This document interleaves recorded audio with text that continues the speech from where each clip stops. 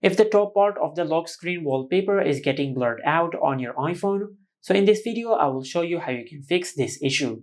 Now first of all, just open the lock screen or the notification center of your iPhone, then tap and hold on the empty space on your lock screen. Now after you open the edit section, just tap on customize. Now from here, if the extend feature is enabled, just disable it, as most of the time this causes the blur issue.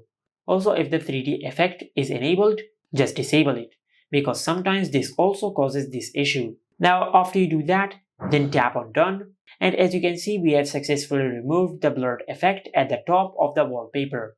Now in some cases, after you remove both of these options, the top of the wallpaper will be still blurred out.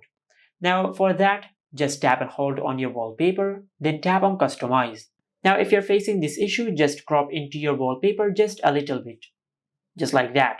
After you crop into your wallpaper, then tap on done, and as you can see, we have successfully removed the blur effect from the lock screen wallpaper of our iPhone, just like that.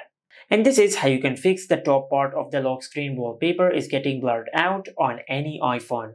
Make sure to like, comment and subscribe. Thank you for watching.